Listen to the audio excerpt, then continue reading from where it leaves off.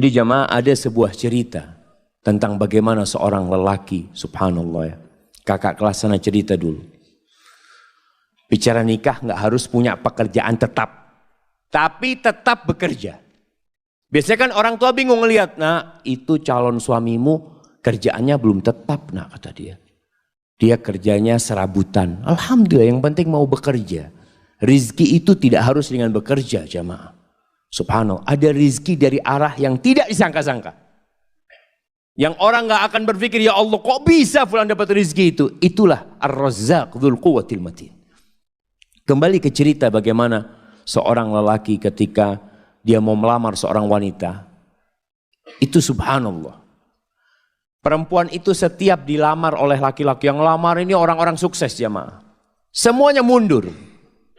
Karena apa? Karena orang tuanya ketika datang itu lelaki melamar ditanya, mau dikasih berapa anak saya?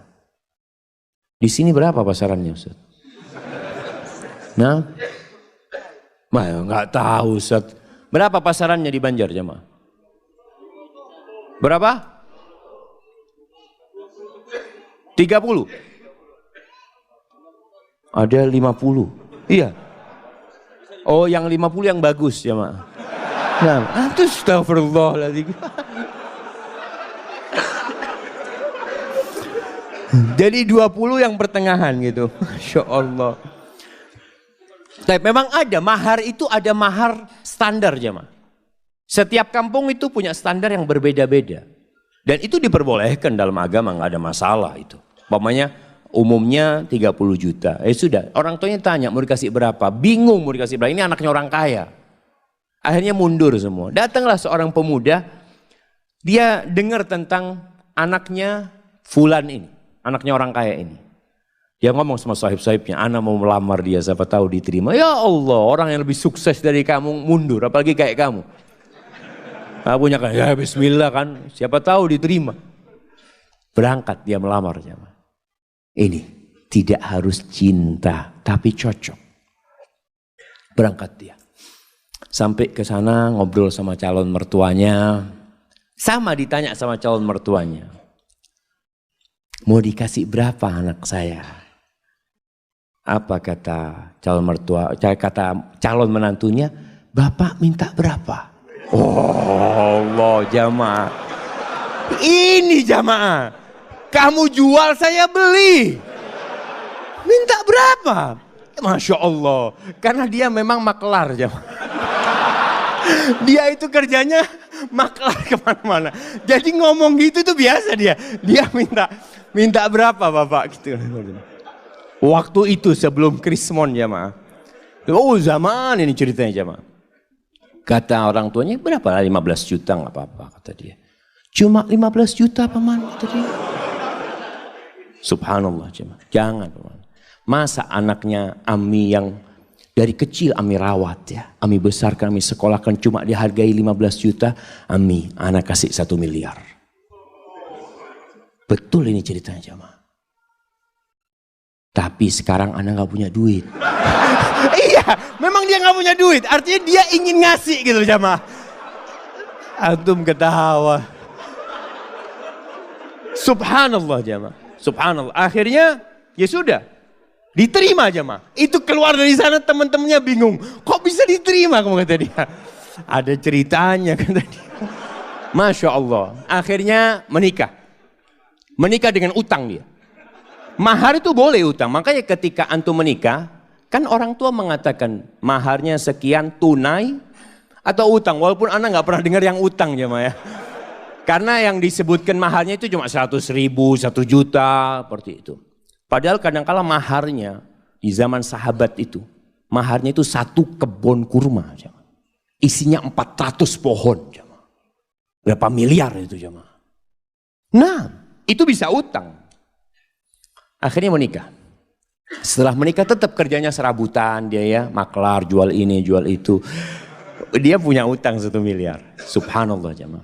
Suatu saat dia cerita, mertuanya ini ngobrol sama menantu-menantunya yang kaya-kaya, cuma 1 yang miskin jemaah. Yang kaya-kaya. Ngobrol masalah durian jemaah. Oh Masya Allah durian yang enak, durian ini, itu macam-macam. Akhirnya si menantunya yang miskin ini minta izin. Paman, ana mau keluar dulu sebentar ya, kata dia.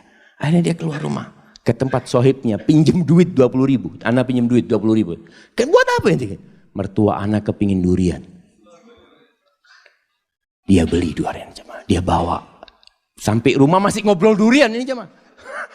Dia ngomong, paman, afwan, ana nggak bisa beli yang bagus, yang mudah-mudahan ini enak buat paman. Itu mertuanya langsung jatuh cinta sama menantunya nih jemaah. Yang kaya raya cuma ngomong doang, durian. Ada langsung beli jemaah. Subhanallah jemaah. Antum itu kalau jadi menantu yang bener. Mertua ngomong durian berarti kepingin durian. Masya Allah jemaah. Ini akhirnya nih menantu jadi menantu kesayangan. Sampai kakeknya, istri dia itu, neneknya, pernah suatu hari karena sayangnya sama ini menantu ya. Baik menantu ini. Cuma duitnya memang gak banyak. Tapi dia mau kerja. Makanya ketika itu dia mengatakan lupa. Salah satu yang diucapkan kepada calon mertuanya ini, paman anak saya gak punya duit. Tapi alhamdulillah Allah kasih anak akal bisa berpikir. Allah kasih anak lutut, anak bisa berjalan. Anak insya Allah akan lunasin hal itu. Subhanallah. Sampai suatu hari dia dipanggil sama neneknya istrinya.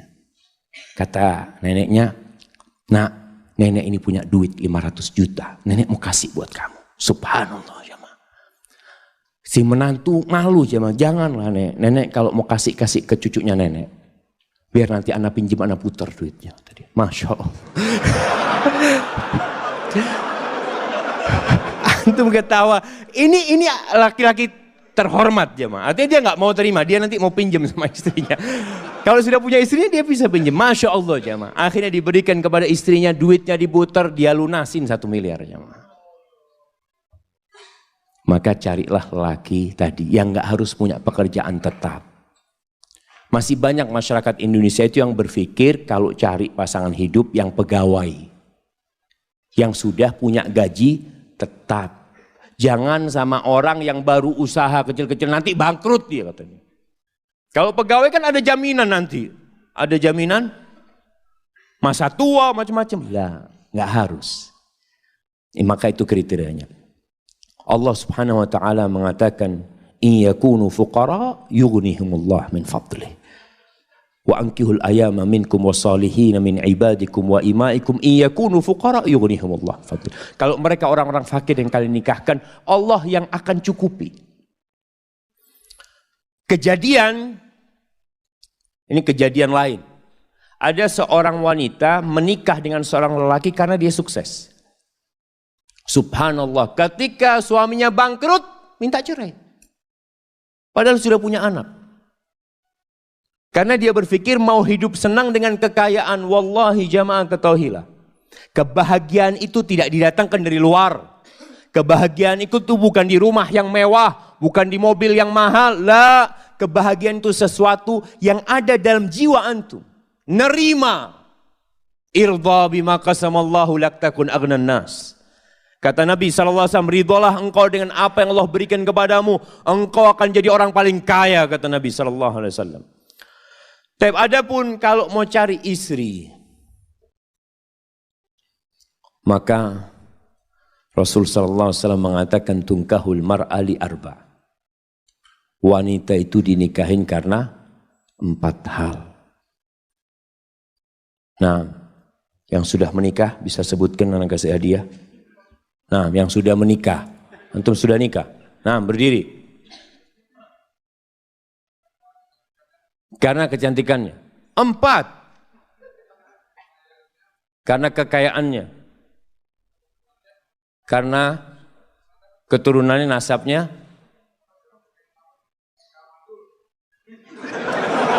Karena enggak mandul. Agamanya mana? Taib, tunggu dulu pertanyaannya. Antum menikahi istri antum nggak nyebutkan agama, berarti antum cuma 3. Kenapa antum nikahin istri antum?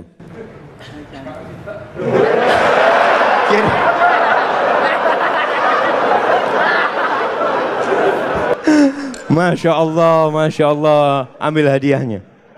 Hadiahnya ditukar, Afan. Hadiahnya ditukar. Karena dia menikah karena cinta, anak kasih keluarga sakinah. Masya Allah. Bismillah.